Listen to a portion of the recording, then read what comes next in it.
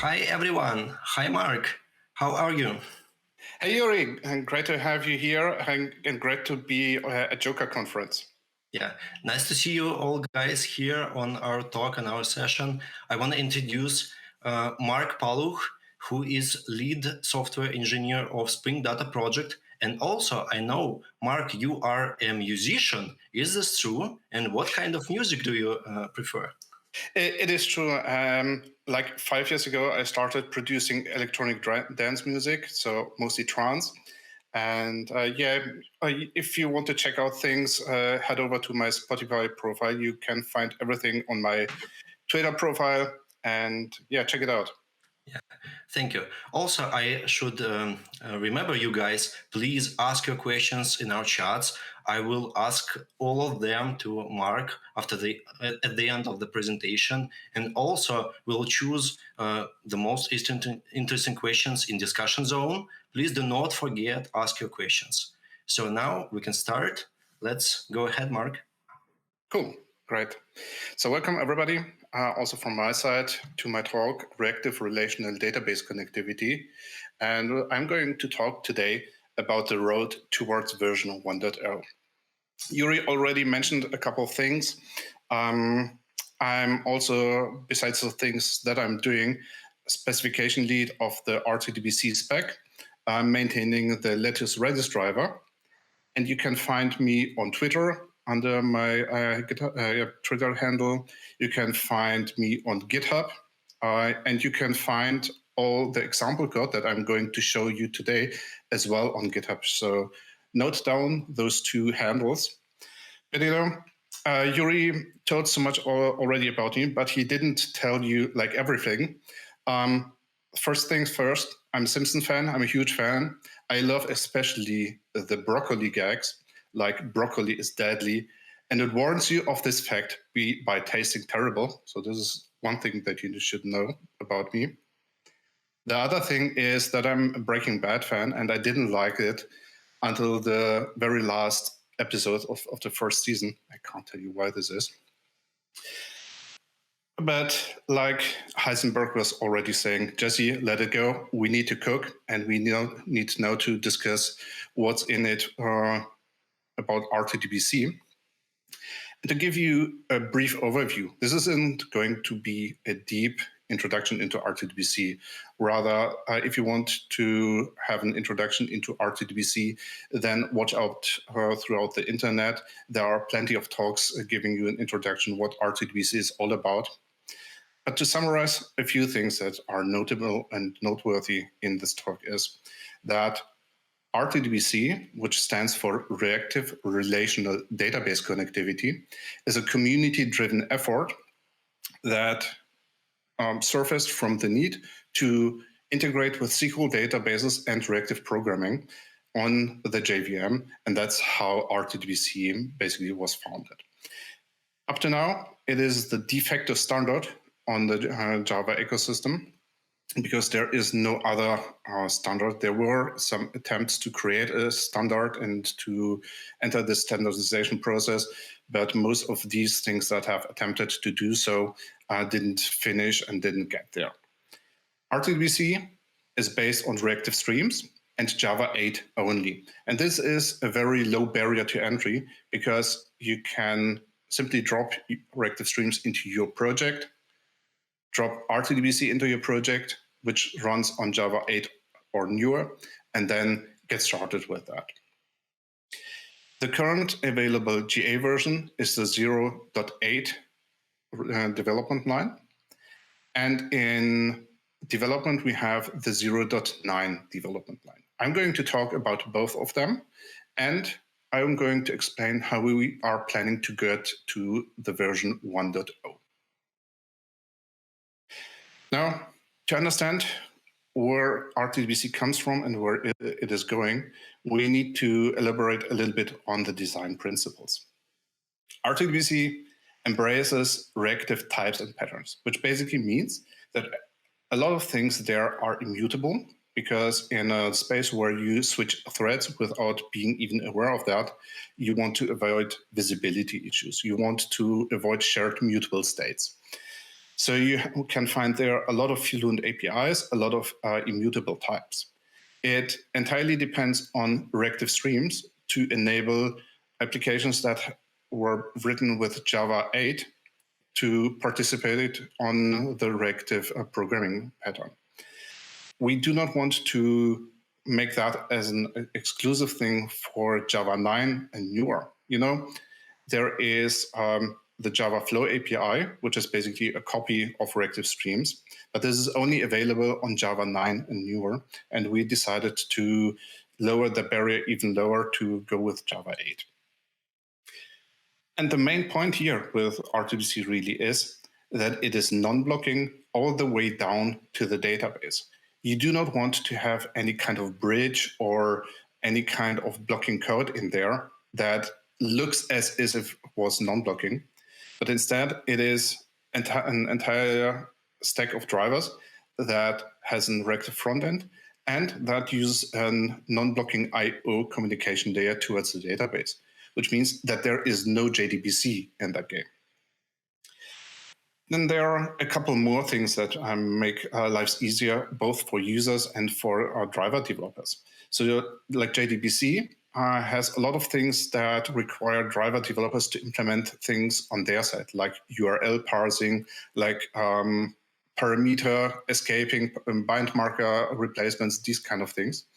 And RTBC is much more pure in that sense. So you will see the use of database native bind markers. So drivers don't need to transcode and rewrite your SQL statement. And RTBC isn't really meant as an end-user API that you as a developer are developing against RTBC. Much more, it is a service provider interface, a specification when you are writing a driver or when you are writing a client library. Then the spec becomes much more interesting for you. So with having the goal in mind that we enable a more humane API on top of RTBC. You don't really want to deal with low-level constructs with allocating connections and these kind of things. What you actually want to do from a user and application developer perspective is to get your business code written. Therefore, let's have a look what RTBC 0.8 can already do for you. And from that, there we will go towards the next development versions. RTBC 0.8 was released 2 years ago in December. It brings an entirely new series of drivers. So RTBC itself is a specification, and everybody that implements that specification is either a driver or a connection pool or these kind of things. With RTBC, you can do quite a few things already. You can do batching, you can use large objects without polluting your entire heap.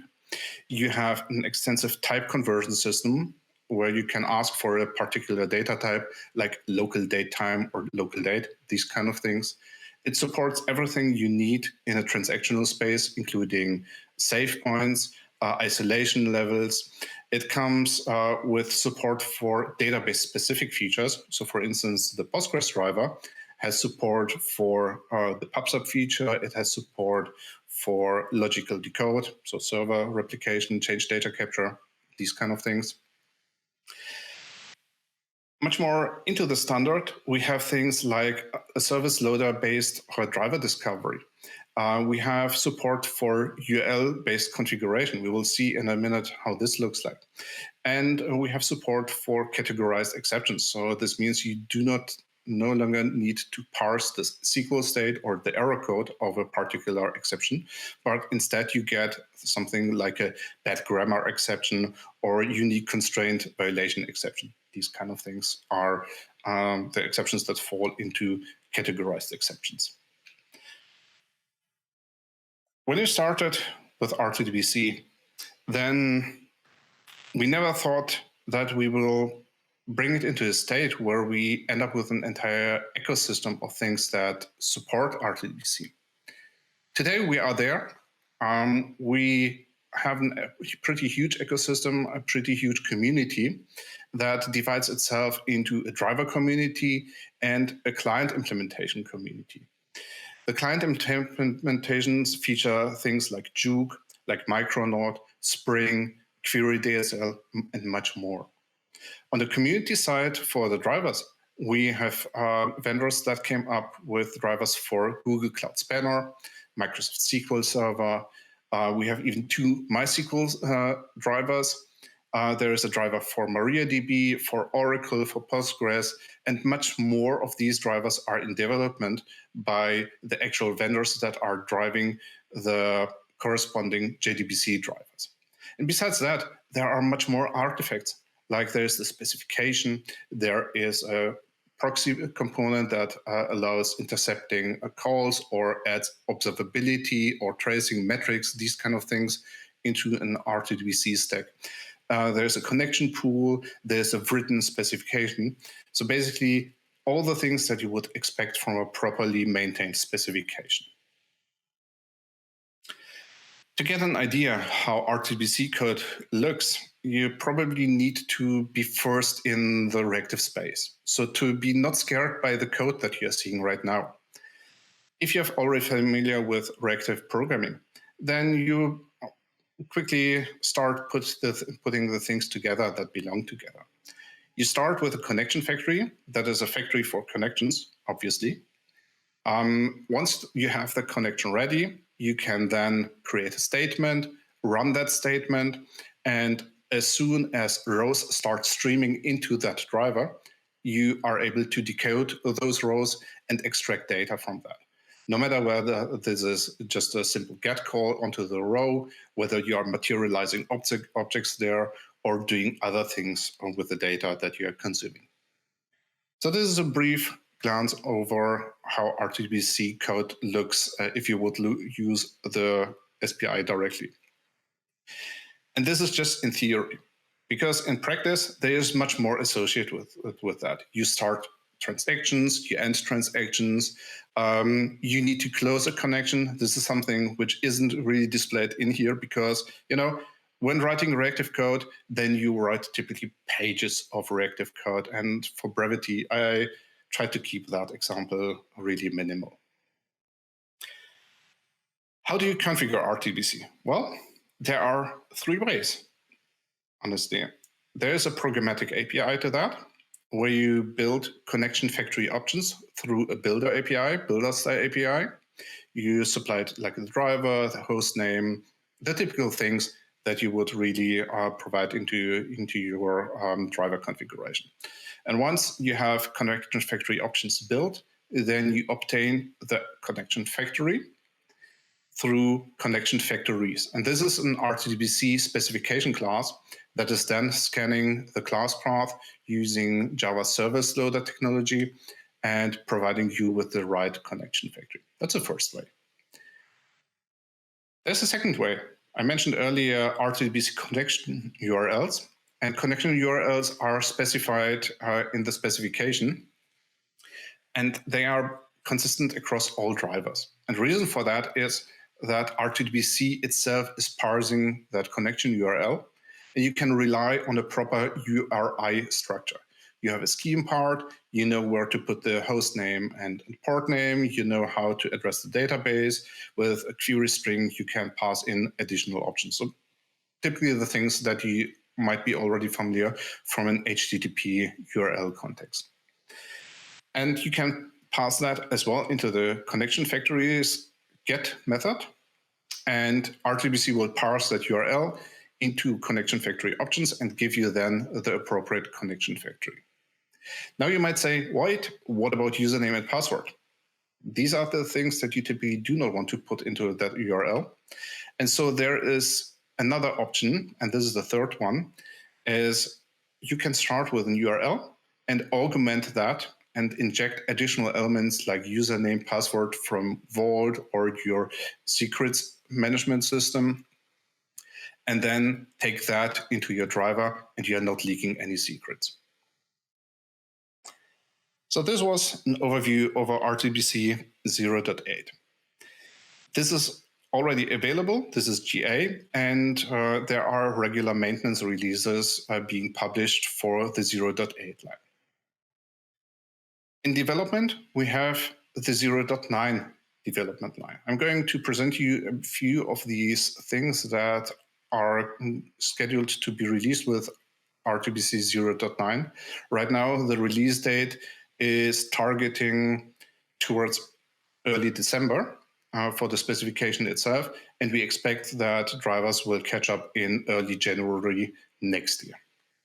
So this is really a preview of what you can expect, and by using the milestones and release candidate releases, you might even consume those features already today.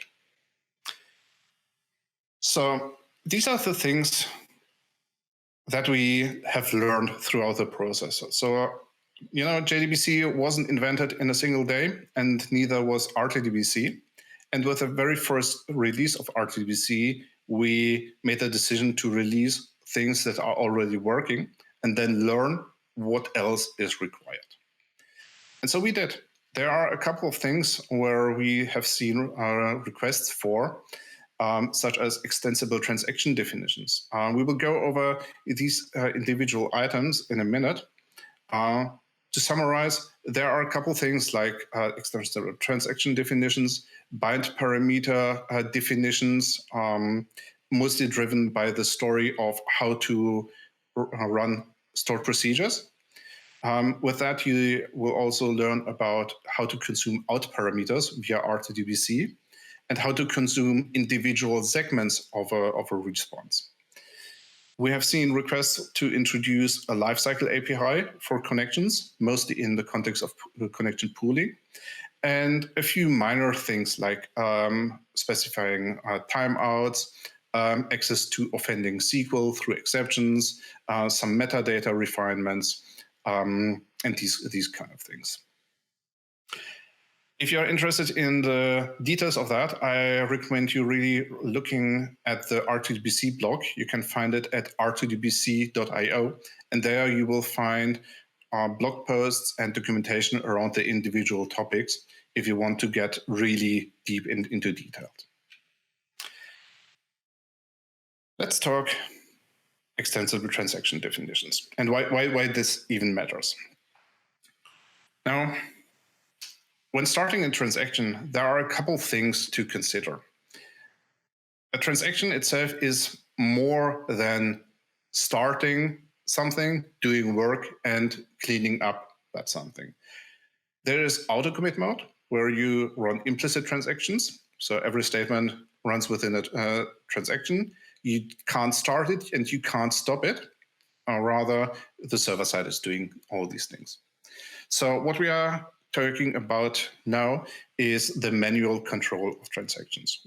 So when you start a transaction, do work, so run typically multiple statements within that transaction, and then perform a cleanup with either a call commit or a rollback. A transaction, when you start it or when you intend to start this, is comprised of a few things. These are so-called transaction attributes. And transaction attributes is something like an isolation level. It is the definition of whether the transaction is a read-only or a read-write transaction. It can be something like a transaction name or specifying some timeouts on the database. And what we typically do in transactional arrangements is that we set first the isolation level, because that has to happen before we begin. Then we specify the transaction mutability. That is typically important when you run multi-node arrangements or with a primary node and replicas to know whether you can actually read from replicas. Then you might set additional attributes, and then you finally begin your transaction. And this is actually the time that it really takes on computers, because on every set of these things, so set isolation level, set transaction mutability, you reach out to the database server, tell it what you want to do, the server processes it, and it comes back to you every single time. And in our example, we have 4 steps. So we have typically 4 server conversations, and all of these introduce latency. And that isn't really cool in the first place to begin with. The other aspect is, if you could bundle all of these information into a single transaction definition, then the driver and the server could be smart about that and apply optimizations. So for instance, if you know that you are having a read-only transaction, then the driver could already select a candidate to read from instead of going to like every server or queue that. And then once you start issuing SQL, then begin the transaction server. So there's much more value in that than it is already obvious. And this is one of the key things that drove us to consider how we can improve the definition of transactions. Another thing that might be of interest is the vendor-specific things that a transaction can host. So for instance, a transaction name. When you think about JDBC, then we don't have many of these options available there. We typically need to deal with the standard, and it is kind of limited there. While we can set things on the connection itself, we always need to work with a vendor-specific API, and that doesn't really feel right, especially in arrangements where you have a transaction manager that doesn't even give you so much control towards the actual connection. So we thought, okay, let's try to solve both problems at once, to define a transaction from multiple attributes and to allow support for vendor-specific configuration items that may or may not be supported by a driver. And the result was the story of extensible transaction definitions. It results in much less round trips towards the server because the driver can actually collect all the information that you provided to the driver and then begin the transaction according to what you plan to do with the transaction. And by that, we achieved an API that is extensible, that has support for optional parameters, and that allows to support vendor-specific things. And by vendor-specific things, I mean in Postgres land, there is mutability, deferrability of transactions. In SQL Server land, Microsoft SQL Server, you have transaction names, a specific log timeout that applies only for that transaction. You can add a mark into the transaction protocol and look up afterwards the transaction if you want to do debugging or change data capturing or do other kinds of inspections there. And other databases support even more of these features, but there is no really common line besides the isolation level and the begin statement that is consistent across all the databases. So that's why we have the need to come up with a flexible model. And to give you an idea how this looks, I will switch into my IDE and do a little bit of coding together with you. Well, probably you are going to watch me typing, but this is fine in any case. Now, I'm using Postgres in this case. And by the way, all this code is available on GitHub. And what makes a lot of sense in the context of working with a driver directly is leveraging some sort of API that guides us through the options itself. So the Postgres driver came up with this Postgres transaction definition type that allows us to create the transaction definition either from an isolation level or by specifying the mutability. So let's go and start with a mutable transaction definition, tell it that it is deferrable, and give it an isolation level of what have we? Well, serializable, right? Let's take this one. We can assign that into a variable. And then what we are going to do next is using the connection object and begin a transaction. Note you have two of these methods that are named begin transaction.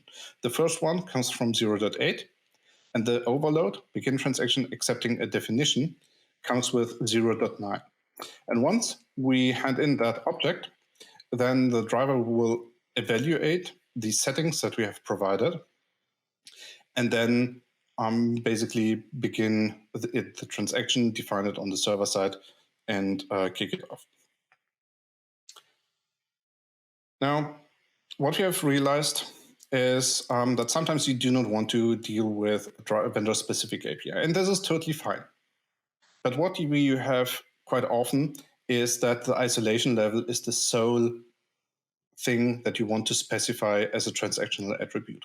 So we retrofitted isolation level and made it a transaction definition. And where are we? Here, the isolation level class implements transaction definition, and this is the actual interface that the driver uses to look up supported attributes for the transaction definition.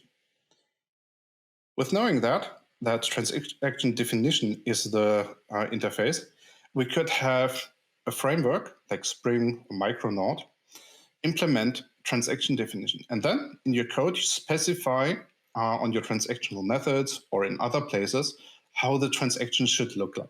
And what the driver is going to do is it is calling get attribute with a transaction option. And depending on the option, this may be supported or might be not supported. In this case, I choose to support isolation level and read-only as options. And if it's an isolation level, I return the configured isolation level. If it's the read-only flag, I'm returning that it is true.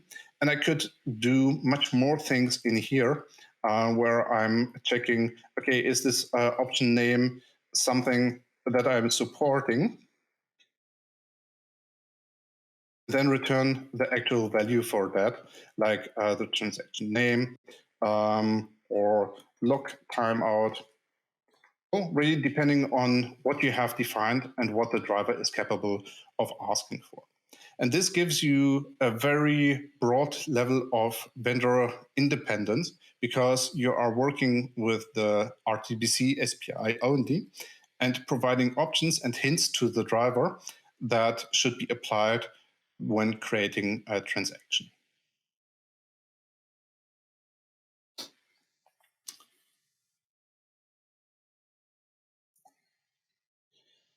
So that's the story we have behind extensible transaction definitions. Let's have a look towards stored procedures and how we can get there. In RDBC and generally in every system that we use to connect to our database, we want to discuss parameters and specifically the type of parameters and their characteristics. So before we get into stored procedures, we need to first discuss bind parameters because they are the way how to bring data into our SQL statements. Bind parameters are serialization safe, and they are using a parameter placeholder. In JDBC, you might be familiar with question mark, and that gets translated into the database native parameter placeholder. In RTBC, you will see much often the native parameter bind markers directly, like the $1, $2 for Postgres, or named parameters for SQL Server prefixed with add. And there are a couple more variants of that. Each bind parameter will be transferred through the wire protocol, and it doesn't leak into your SQL code. And this means that you are already safe against SQL injection attacks because you are not injecting any inline parameters into your SQL statement. Rather, you are telling the SQL statement, look, there we expect a bind parameter, and I'm going to supply that parameter through an extra wireframe. And the encoding of that is safe, and it cannot leak into the SQL statement. Typically, bind parameters are used with prepared statements. And I'm mentioning that because not every parameterized statement is a prepared statement, but this is mostly an implementation detail. RTBC uses the two ways how to address bind parameters. And this is because also databases have no consistency regarding whether they are using named parameters or indexed parameters. But in any case, we are beginning at the index of 0, and this makes it much more easier to start counting parameters. And especially if you're using named parameters, then you don't need to count the question marks within your statement. But now we get to the more significant bits. Every bind parameter is required to have a type, even null values. And in RTBC 1.0, we did that through type derivation. And this is fine for like 90% of all cases, but not for the remaining 10 ones. And in RTBC 0.8, we had only in parameters, so parameters that are being sent into the database. With improved bind parameters, we extended the support of bind parameters. We can now specify the directionality, whether this should be in parameters, out parameters, or in-out. So there are these three categories. And we can help the driver to understand the right type. Besides type derivation, and this is still going to be in RTBC because that's the default mode of operation and that works best for a lot of users, we have the possibility to specify the expected type. You can either use a predefined type from the RTBC types enumeration. So there are things like varchar, char, nvarchar, all these kind of types that are kind of found in every database. And you are able to specify vendor-specific types. And vendor-specific types becomes an issue when you want to leverage database-specific functionality. For instance, Postgres has enum types. You can register a user type, tell it that it is an enum, and when you want to bind that type as a value, you can specify that the target type should be of this specified enum type. We will see that in a minute in the code as well. And through all this design that we did for improved bind parameters, we also introduced a simpler API that allows to specify nullable parameters much simpler than we have right now with RTBC 0.8. With 0.8, the only way how to bind parameters is calling either the bind or the bind null method on the statement. And you can imagine if you have potentially nullable parameters, or when you're using optionals, then you need to call that API depending on which type or which nullability the actual value has, because you can't call bind with a null value, because there we can't derive that type. And always specifying the type with that API would be an overkill as well. So we thought, okay, let's solve that problem together with improved bind parameters. And let's get into the code.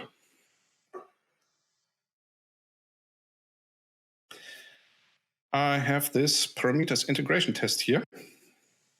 In case you're wondering why these variable types are grayed out, I'm using already Java 17 in here, and this is trying to tell me to use var.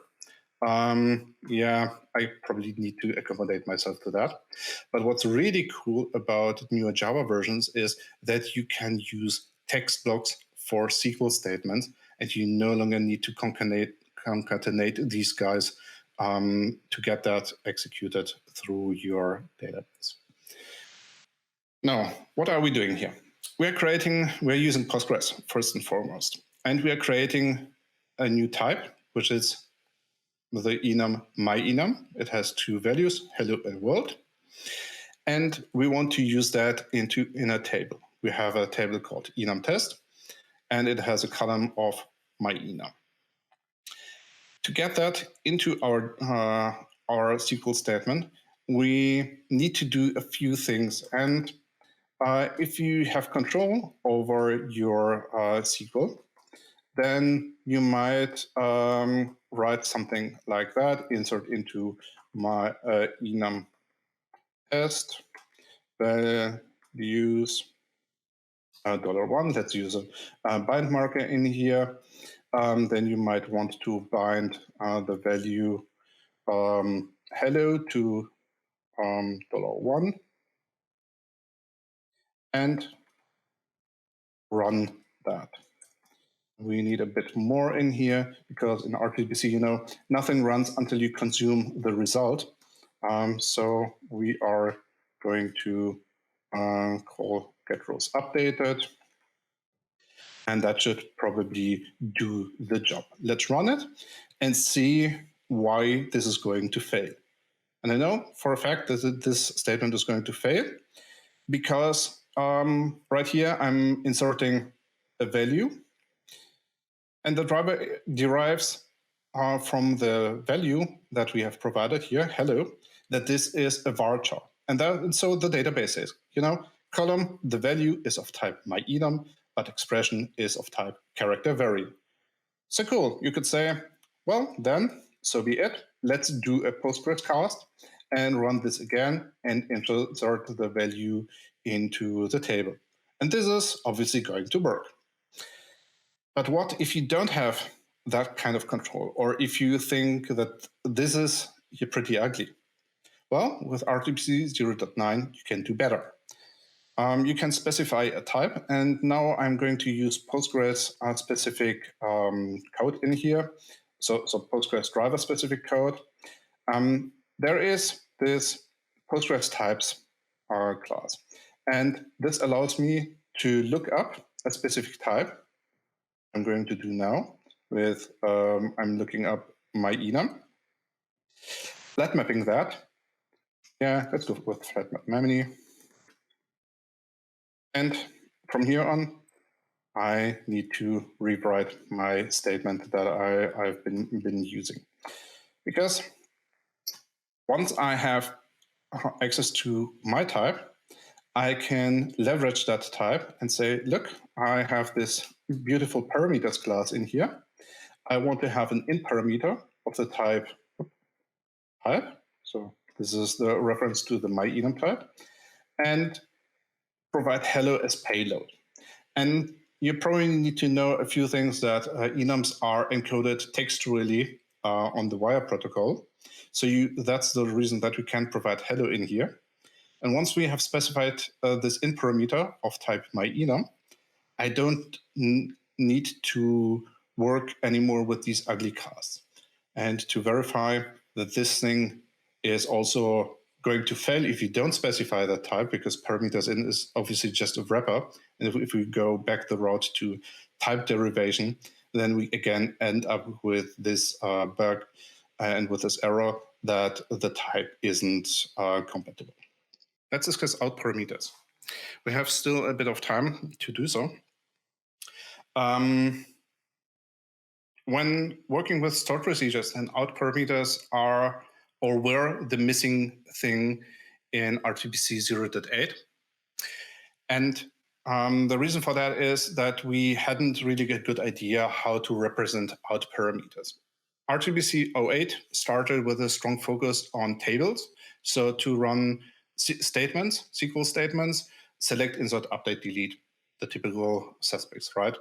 But what we have learned as well is that there is a strong demand for other types of statements, for instance, stored procedures.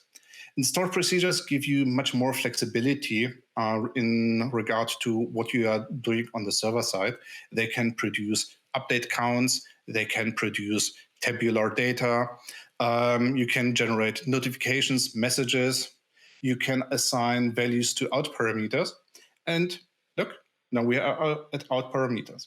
So what we found out about out parameters is that they are pretty similar to a row itself.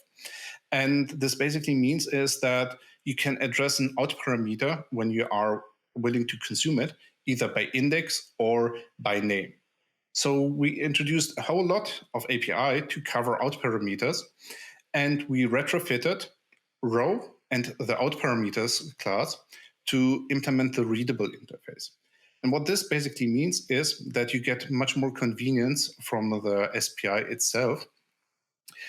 And this means that Readable is going to give you access to either columns or out parameters by name and by index. If you are caring whether this is a row or whether this is a set of out parameters, you can downcast into the particular type. But we found that it would be a pretty neat exercise to have access to a simpler data structure instead of handing in always a by function that accepts a row and row metadata. Now you can hand in to the map operator a function that will give you access to readable and then returns T for that. This sounds totally scary, probably. So we should get into code. Now, after my rearrangement of Windows and crashing Google Chrome, let's resort to the IDE. Here we go. And what we have here in our example is a stored procedure. The stored procedure runs on Microsoft SQL Server, and it does a couple of things. So it doesn't emit an update count. This is an implementation detail. But the interesting thing here, what it does is it is concatenating an input parameter, the name, and setting it into the greeting out parameter. Now, to be able to consume out parameters, we need to tell the driver so to capture the out parameters. And what I'm doing now is I want to call that stored procedure. So exec test proc. Let's use the same names, although we don't need to do so. But developers aren't creative because they are spending the entire day of finding out and making up their thoughts about local variable names. So bear with me. I'm not creative here, but that's okay. The name and at greeting output. I think that's the way how SQL Server wants to have that. So the first thing I'm going to bind is the name, right? So this is this guy here. And since I'm Breaking Bad fan, the only thing that I'm permitted to use in the example is names from Breaking Bad or Simpsons. But since we are already in Breaking Bad themes, then let's go with Walter. And the second thing, as I mentioned earlier, is we need to register the out parameter so that the driver is able to capture that. And not only that, but the driver also needs to know about the out parameter type. This is, again, some quirk from database protocols. Let's use RTBC types var char, define it as out parameter, and then run it. Then we are going to consume the result. And we have here this map operator that takes a readable. This may be an out parameters collection. This may be a row, but we don't care from that perspective. But we know this is going to be always out parameters because we are running a stored procedure. And we are fetching from the out parameters greeting. And if everything went okay, then we should see a successful output here. So far, no demo gods were in danger, so this is good. And to show you that this is not a fake, let's break basically the name. Then we are going to expect an error in here. Look, now we have an error. And that's basically how you invoke stored procedures, how you consume them. There's even much more to that, how you can consume individual elements from stored procedures. But for the time being, let's get back into our presentation and hope that Google Chrome isn't going to crash anymore. Yeah. The last thing I want to briefly touch upon before we go into RTBC 1.0 land is to explain a bit on the result segment API. As I mentioned earlier, stored procedures can produce various things So this may be update counts, this may be rows, this may be multiple result sets. But in RTBC 0.8 land, you can either consume rows or update counts, not both. And you cannot consume multiple error messages. You cannot consume warnings or information notifications or these kind of things. We changed that with RTBC 0.0, obviously. And what this renders is that turns the result object into actually a publisher of segment. It's not implementing publisher segment, but you can think as result being a publisher of segment. This makes it much easier to consider these things that we are going to discuss next. Because with RTBC, you stream things as they are received from the server. And the driver is decoding those and pushing them down your reactive pipeline. So we thought, okay, let's give it a bit more control and make it much more look like a reactive composition library to be able to define which items you are interested in and to either emit something or not emit something and give you much more control. Today, with map, you have the only option is to take what you have, transform that into something different. You cannot suppress it or make more elements out of that. We introduced filter and flat map operators on the result that either take a predicate of segment to filter out elements. And for flat map, you are able to take a segment and turn that into a publisher of T. So you can either emit an error, emit multiple elements, don't emit anything, depending on what your use case is. And a segment is something like a row, like an out parameters collection, like an update count, a message. And since segment is an interface, it can be as well anything vendor specific that your database driver might want to implement. I do not really want to dive much more into those details, but rather continue with a more interesting bit of how to get from here into RTBC 1.0 land.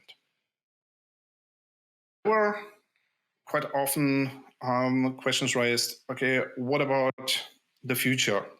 Like, so now we have RTBC, previously we had ADBA, there were also other endeavors to come up with something more or less consistent around reactive or asynchronous drivers. And clearly, RTBC is here to stay.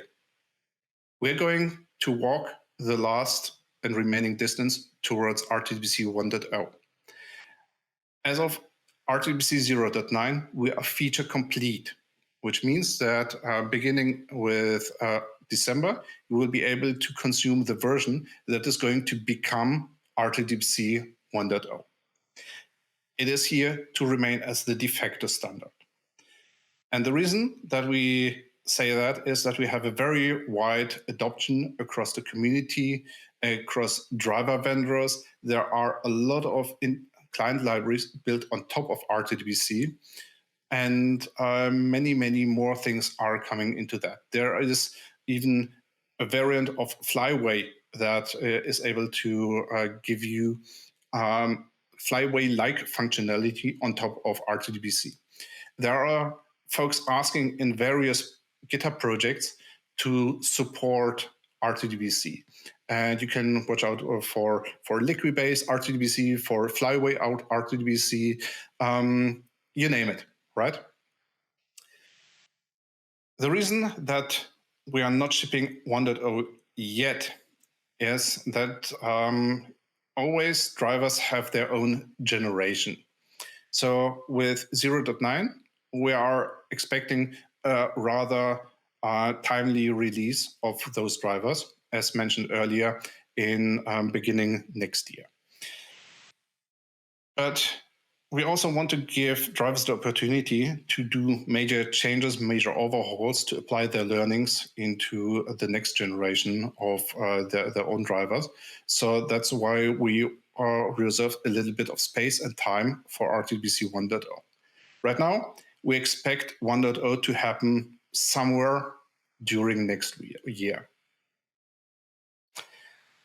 But to get back into the core of what RTBC does, because this is going to be important in the next part, and which is going also to be the last part of this presentation, is to make ourselves familiar with what RTBC solves. RTBC gives you non-blocking and streaming access from your reactive program on the JVM towards your database, not more, not less. It gives you an interchangeable specification for drivers, where driver developers know what they need to provide, and consumers of RTBC know how drivers and implementations are going to behave. We're not talking about scheduling, threading, or these kind of things here, because that's not the thing that RTBC is going to solve. And the reason I'm mentioning is that there is always the question, what about Project Loom? If you are in the reactive space, then you might be familiar that there is a project in the OpenJDK space, which is called Project Loom. It aims to bring lightweight concurrency onto the JVM. The reason that this is needed is that up to now, JDK threads are kernel threads, and they are expensive resources. And if you block kernel threads, then eventually you run out of resources.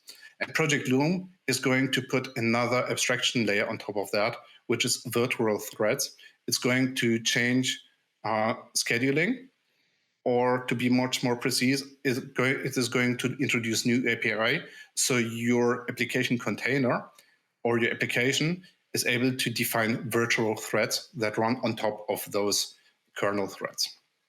And effectively, what it does, it makes existing applications more or less behave as if they were non-blocking, as if they were using already non-blocking code.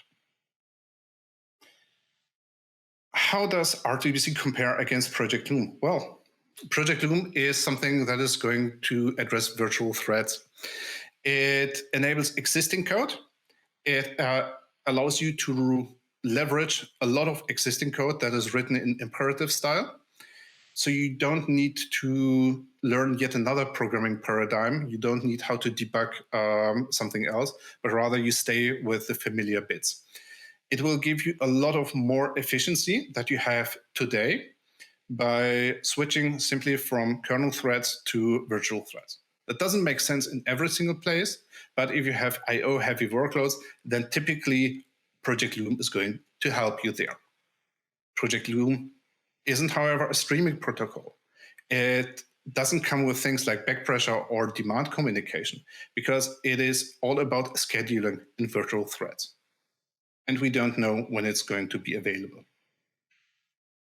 RTBC, on the other hand, is a specification for data access. It is built on top of reactive streams and a reactive programming integration model, right?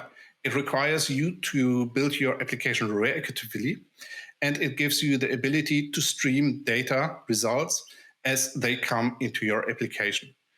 But it requires you also to use reactive programming, right?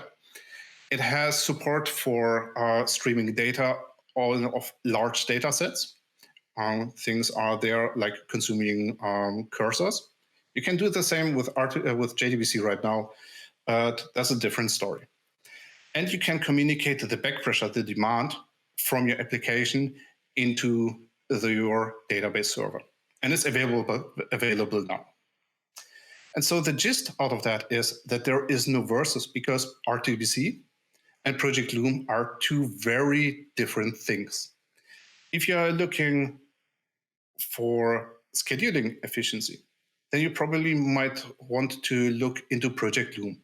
Because if you are doing reactive programming for the sake of scalability and only scalability, then you might be better off with Project Loom.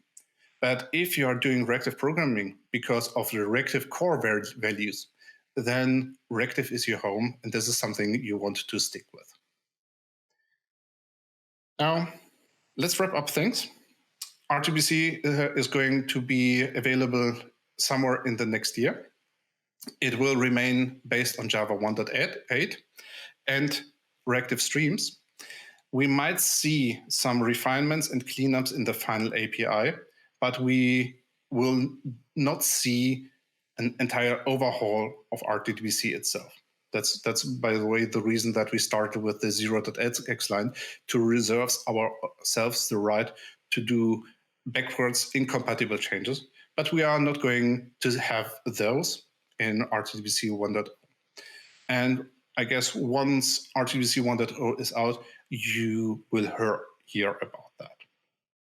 And that being said, we are now at the end of our presentation.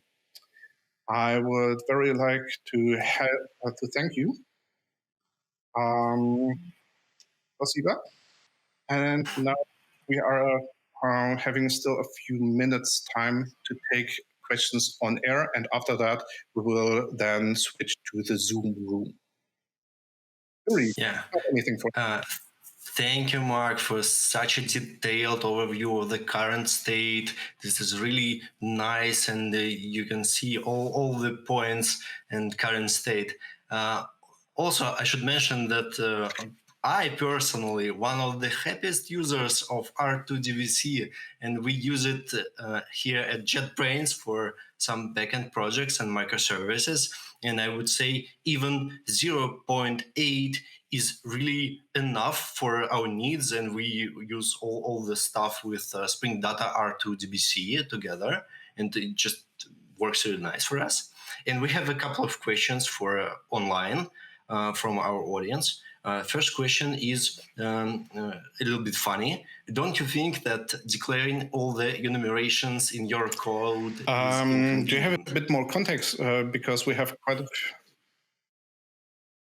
It is about enumerations in PostgreSQL, such as built-in enumerations in database. Well, it depends on how you go about that. If you want to map your Postgres enums into your Java enums, then this is something you can leverage. But this is by no means a must. This is something you can do. And depending on whether this is the right tool for the right job, you can either do it, or if you see that this is not the right way to go, then simply skip it there, because tools should make your life easier and not harder. I see. And one more maybe question for online. Do you see the current state of third-party connection pools? Do we have something like Hikari CP or Tomcat connection pool? Right. Something like that for R2DBC? RTBC is still young. So we had our GA release in 2019, and we have already quite a bit of a community there. I don't know how long it took the Tomcat team or the Hikari folks to come up with their own connection pools. There is one connection pool that is maintained by the folks who are also driving the specification. But from my perspective, it is not enough. And the reason I'm saying that is, look, there are lots of connection pool implementations out for JDBC for a reason. And I would hope that folks from Hikari or other popular JDBC pools would have a look on RTBC so that they can provide RTBC counterparts for what they are doing today on the JDBC side.